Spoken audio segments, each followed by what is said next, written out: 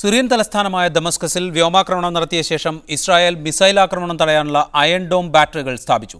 ലബനാൻ അതിർത്തിയിലും ദമസ്കസിലെ ആയുധ ഗവേഷണ കേന്ദ്രത്തിലും നടത്തിയ ആക്രമണങ്ങൾ ഹിസ്ബുല്ലയെ ലക്ഷ്യം വെച്ചുള്ളതാണെന്ന് റിപ്പോർട്ടുണ്ടായിരുന്നു. ഇതേ തുടർന്നുള്ള മുൻകരുതലിന്റെ ഭാഗമായാണ് അയൺ ഡോം സ്ഥാപിക്കുന്നത്. സിറിയയിൽ നടത്തിയ വ്യോമാക്രമണത്തിന് തിരിച്ചടി ഇസ്രായേൽ പ്രതീക്ഷിക്കുന്നുണ്ട്. ഇതിന്റെ ഭാഗമായാണ് മുൻകരുതൽ. ഹിസ്ബുള്ള സിറിയൻ ആഭ്യന്തര യുദ്ധത്തിൽ ഇടപെടുന്നത് ഇസ്രായേൽ ഭയക്കുന്നുവെന്ന സൂചനയാണ് ഇത് നൽകുന്നത്. ഇസ്രായേൽ കഴിഞ്ഞ വർഷം വികസിപ്പിച്ചെടുത്ത മിസൈൽ പ്രതിരോധ സാങ്കേതിക വിദ്യയാണ് അയൺ ഡോം. സിറിയൻ വിഷയത്തിൽ അമേരിക്കയെയും യൂറോപ്യൻ രാജ്യങ്ങളെയും ഇടപെടുവിക്കുവാനുള്ള ശ്രമവും ഇസ്രായേൽ ആരംഭിച്ചു കഴിഞ്ഞു. Battle for the security and stability of the Middle East, that no weapons of mass destruction will spill over to the hands of terror organizations. It's European countries mentioned that. The American president made it clear, Mr. Obama, and so does Israel's Prime Minister, Mr. Netanyahu. And we shall all have to stand by it, that weapons of mass destruction will not spill over to the hands of enemies of mankind. ലബനാനിൽ നിന്നും സിറിയയിൽ നിന്നും Golan കുന്നുകൾ പിടിച്ചെടുക്കാൻ വേണ്ടി നടന്ന പോരാട്ടത്തിൽ ഇസ്രായേലിനെ പരാജയപ്പെടുത്തിയത് ഹിസ്ബുള്ള പോരാളികളാണ്. ഗോലാൻ കുന്നുകൾക്ക് സമീപം സ്ഫോടനങ്ങൾ നടന്നതായി റോയിട്ടേഴ്സ് റിപ്പോർട്ട് ചെയ്തു. എന്നാൽ ഇത് ഇസ്രായേലിൽ നിന്നുള്ള ആക്രമണമാണോ എന്ന് വ്യക്തമല്ല. News desk media 1. സിറിയയിൽ രാസായുധം ഉപയോഗിച്ചതിന് വ്യക്തമായ തെളിവുകളില്ലെന്ന് ഐക്യരാഷ്ട്രസഭ. രാസായുധം പ്രയോഗിച്ചിട്ടുണ്ടോ എന്ന് പരിശോധിക്കാൻ UN നിശ്ചയിച്ച കമ്മിറ്റിയാണ് ഇക്കാര്യം പറഞ്ഞിരിക്കുന്നത്. കമ്മിറ്റിയിൽപ്പെട്ട ഒരംഗം പ്രക്ഷോഭകർ രാസായുധം പ്രയോഗിച്ചതായി ചില മൊഴികൾ ലഭിച്ചിട്ടുണ്ടെന്ന് പറഞ്ഞത് പ്രക്ഷോഭകരെ പ്രതിരോധത്തിലാക്കി. അതേസമയം സിറിയൻ അതിർത്തിയിൽ ഇസ്രായേൽ സൈന്യത്തെ വിന്യസിച്ചിട്ടുണ്ട്. രാസായുധം പ്രയോഗിച്ചതായി സിറിയൻ സർക്കാരും സൈന്യവും ഒരുപോലെ ആരോപണം ഉന്നയിച്ചിരുന്നു. എന്നാൽ ഇരുപക്ഷവും രാസായുധം പ്രയോഗിച്ചതായി വ്യക്തമായ തെളിവുകളിൽ നിന്നാണ് സിറിയയിലെ മനുഷ്യാവകാശ പ്രശ്നങ്ങൾ അന്വേഷിക്കുന്ന UN സ്വതന്ത്ര കമ്മീഷൻ പറഞ്ഞിരിക്കുന്നത്. എന്നാൽ കമ്മീഷൻ അംഗമായ കാർല ഡെൽപോന്റെ സ്വിസ് പബ്ലിക് ബ്രോഡ്കാസ്റ്റർക്ക് നൽകിയ അഭിമുഖത്തിലാണ് വിമതർ രാസായുധം പ്രയോഗിച്ചതായി മൊഴികൾ ലഭിച്ചിട്ടുണ്ടെന്ന് പറഞ്ഞത്. വിമതസേനയായ ഫ്രീ സിറിയൻ ആർമി ഈ ആരോപണം നിഷേധിച്ചു. പരിശോധനകൾക്കായി സിറിയയിൽ പ്രവേശിക്കാൻ അനുമതി ലഭിച്ചില്ലെങ്കിലും സിറിയക്ക് പുറത്തുള്ള 1500 അഭയാർത്ഥികളുമായി അഭിമുഖം നടത്തിയാണ് UN കമ്മീഷൻ ഈ നിഗമനത്തിൽ എത്തിച്ചേർന്നിരിക്കുന്നത്. അതേസമയം സിറിയൻ അതിർത്തിയിൽ ഇസ്രായേൽ സൈന്യത്തെ വിന്യസിച്ചു. ഡമസ്കസിനടുത്ത് ഇസ്രായേൽ നടത്തിയ വ്യോമാക്രമണത്തിന് പിന്നാലെയാണ് ഈ നടപടി.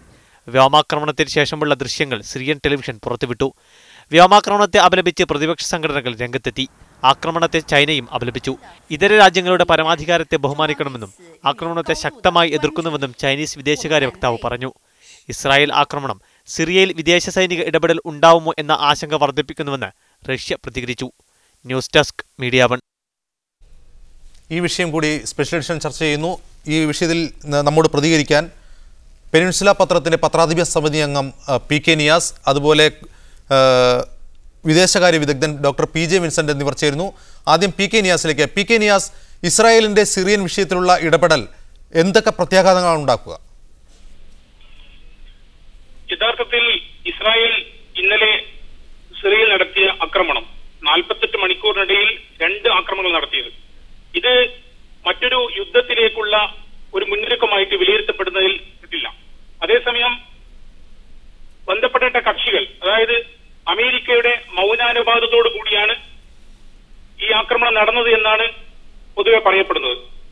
ഇസ്രായേൽ പറയുന്നത് തങ്ങൾ സിറിയക്കെതിരെ നടത്തിയ ആക്രമണമല്ല ഇതെന്നും, മറിച്ച് ഹിസ്ബുള്ളയുടെ ആയുധ കൂമ്പാരങ്ങൾ നശിപ്പിക്കാൻ വേണ്ടി നടത്തിയ അറ്റാക്കാണെന്ന് പറഞ്ഞ് അതിനെ ലഘൂകരിക്കാൻ ശ്രമിക്കുന്നുണ്ടെങ്കിലും സിറിയയുടെ പരമാധികാരത്തിന് നേരെയുള്ള കടന്നുകയറ്റമായാണ് സിറിയൻ ഭരണകൂടം ഇതിനെ വിശേഷിപ്പിച്ചിരിക്കുന്നത്.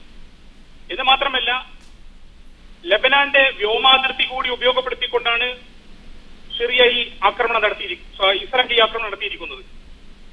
കഴിഞ്ഞ 48 മണിക്കൂറിനുള്ളിൽ മാത്രമല്ല, ജനുവരിയിലും ഇതുപോലെയുള്ള ആക്രമണങ്ങൾ ജനുവരി 31 ആണ് ആദ്യം ആക്രമണം നടത്തിയത്. ദമസ്കസിൽ നിന്ന് ലബനാൻ അതിർത്തിയിലേക്ക് പോയ ആയുധ വാഹന നിര ഹിസ്ബുള്ളയുടേതാണെന്ന് പറഞ്ഞുകൊണ്ട് ആക്രമണം നടത്തുകയായിരുന്നു ഇസ്രായേൽ ചെയ്തത്. 2007 ദേർ ഇസൂർ എന്ന് പറയുന്ന സിറിയയുടെ ആണവ നിലയത്തിന് നേരെയും ഇസ്രായേൽ കടന്നാക്രമണം നടത്തി ആണവ റിയാക്ടർ നശിപ്പിക്കുകയുണ്ടായി. 1981 ഇറാഖിലെ ഓസിറാഖ് നിലയത്തിന് നടത്തിയതുപോലെ ആക്രമണത്തെ ഒരു പ്രീഎംപ്റ്റീവ് സ്ട്രൈക്ക് എന്നാണ് ഇസ്രായേൽ വിശേഷിപ്പിച്ചത്. വളരെ ഗുരുതരമായ പ്രത്യാഘാതങ്ങളാണ് ഇസ്രായേലിന്റെ ഈ നടപടി ഉണ്ടാക്കുന്നത്. കാരണം ഏത് പരമാധികാര രാജ്യത്തിനെതിരെയും കടന്നുകയറ്റം നടത്തുവാൻ ഇസ്രായേലിന് അധികാരമുണ്ട് എന്ന നിലയിൽ അതിനെ അംഗീകരിക്കുന്ന നിലപാടാണ് അമേരിക്ക കൈക്കൊള്ളുന്നത്. അതേസമയം സിറിയ ഇതിനെതിരെ പ്രതികരിക്കുമെന്ന് പറഞ്ഞിട്ടുണ്ടെങ്കിലും വളരെ പെട്ടെന്ന് പ്രതികരിക്കുന്നില്ല എന്നാണ് പറഞ്ഞത്. അതേസമയം ഞങ്ങൾ കാത്തിരിക്കുമെന്നും ഇസ്രായേലിനെതിരെ ശക്തമായ നീക്കങ്ങൾ ഉണ്ടാകുമെന്നും സിറിയൻ വിദേശകാര്യ വക്താവ് പ്രഖ്യാപിച്ചിട്ടുണ്ട്. ദയവായി തുടരുക ശ്രീ പി കെ നിയാസ്. ഇപ്പോൾ ഡോക്ടർ പി ജെ വിൻസെന്റിലേക്ക്. ഡോക്ടർ പി ജെ വിൻസെന്റ്, ഈ ആക്രമണം ഉണ്ടായ ഉടൻ തന്നെ ഇസ്രായേൽ പ്രതികരിച്ചു. ഇത് സിറിയൻ ആഭ്യന്തര യുദ്ധത്തിലുള്ള ഞങ്ങളുടെ ഇടപെടലല്ല, മറിച്ച് ഹിസ്ബുള്ളയ്ക്ക് ആയുധം ലഭിക്കാതിരിക്കാൻ വേണ്ടിയുള്ള കരുതൽ എന്ന നിലയിലാണ് ഞങ്ങൾ ആക്രമണം നടത്തിയതെന്ന് അത് അവർ ആവർത്തിച്ചുകൊണ്ടേയിരിക്കുന്നു. യഥാർത്ഥത്തിൽ സിറിയൻ വിമതരെ സഹായിക്കുന്ന ഒരു നടപടിയാണ് സിറിയയിൽ ബോംബാക്രമണം നടത്തുന്നതിലൂടെ ഇസ്രായേൽ ചെയ്തിട്ടുള്ളത്. അതുകൊണ്ട് വിമതർക്ക് കൂടുതൽ ശക്തി പകരുന്ന ഒരു നീക്കവും ഞങ്ങളുടെ ഭാഗത്തു നിന്നുണ്ടാവില്ല. കാരണം അസദിനേക്കാൾ ഞങ്ങൾക്ക് ഭീഷണി സിറിയയിലെ പ്രതിപക്ഷമാണ് എന്ന് ഇസ്രായേൽ പറഞ്ഞിരിക്കുന്നു. ഇത് വിശ്വസനീയമാണോ? ഇപ്പൊ 2011 ജനുവരി 26 ഈ അറബ് വസന്തത്തിന്റെ തുടർച്ചയായിട്ടാണ് സിറിയയില് അവിടെ ജനകീയ പ്രക്ഷോഭം ആരംഭിക്കുന്നത്.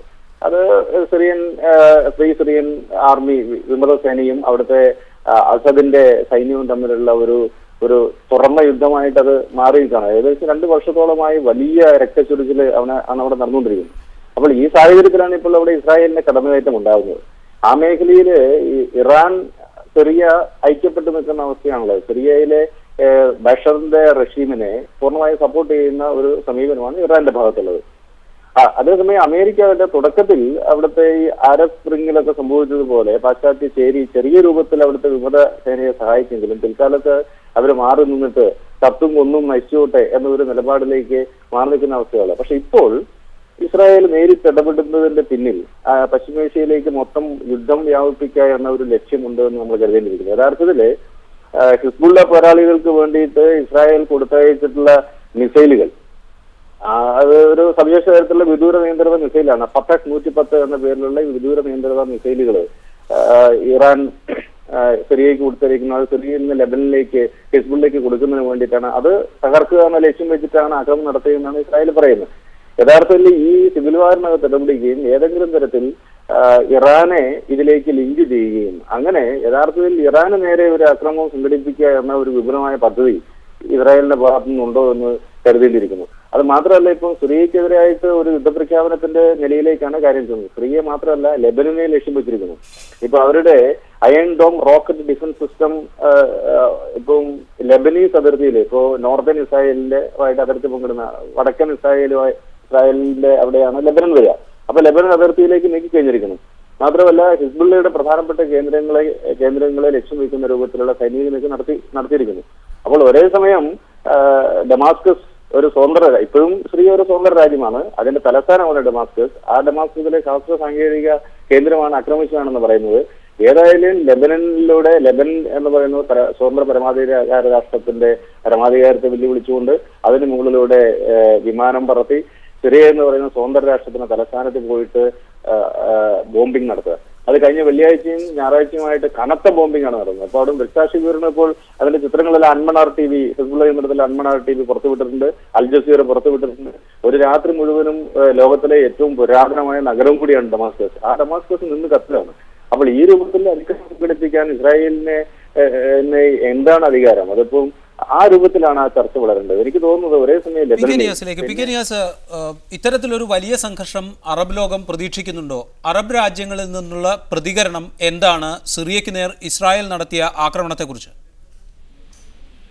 സിറിയയിലെ അസദ് ഭരണകൂടത്തിനെതിരെ അറബ് ലോകം ഒറ്റക്കെട്ടാണെങ്കിലും ഈ ആക്രമണത്തെ ശക്തമായിട്ട് അപലപിക്കുകയാണ് അവർ ചെയ്തത്. അറബ് ലീഗിന്റെ സെക്രട്ടറി ജനറൽ ഇന്ന് UN സെക്യൂരിറ്റി കൗൺസിൽ വിളിച്ചുകൊണ്ട് ഇസ്രായേലിന്റെ നടപടിയെ വിമർശിക്കണമെന്നും അതുപോലെ തന്നെ ഇസ്രായേലിനെതിരെ ശക്തമായ നിലപാടെടുക്കണമെന്ന് ആവശ്യപ്പെടുകയുണ്ടായി. അതുപോലെ മറ്റ് ലെബനോനെ സംബന്ധിച്ചിടത്തോളം 2006 ഇസ്രായേലുമായി നടന്ന യുദ്ധത്തിൽ 1701 നമ്പർ UN പ്രമേയം അനുസരിച്ചാണ് ആ യുദ്ധം അവസാനിപ്പിച്ചത്. ആ പ്രമേയത്തിൽ വ്യക്തമായി പറയുന്നുണ്ട് ഇസ്രായേലിന്റെ ഇനിയുള്ള കടന്നുകയറ്റങ്ങൾ, അതായത് ലെബനോന്റെ വ്യോമ മേഖല അത് സംരക്ഷിക്കപ്പെടണമെന്നും അതിനെതിരെ ഏത് നീക്കവും ഒരു തെറ്റായ കീഴ്വഴക്കമാണ് ഉണ്ടാക്കുക എന്ന് വ്യക്തമാക്കുന്നുണ്ട്. അതുകൊണ്ട് തന്നെ ലെബനാൻ അത് ചൂണ്ടിക്കാണിച്ചുകൊണ്ട് UN ഇടപെടണമെന്ന് ലെബനോട് പറയുന്നത്.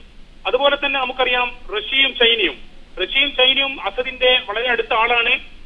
റഷ്യയും ചൈനയും പറഞ്ഞിരിക്കുന്നത് ഒരു ഓൾ ഔട്ട് വാറിലേക്ക് ഇത് നീങ്ങരുത്, എല്ലാ കക്ഷികളും സംയമനം പാലിക്കണമെന്നാണ്.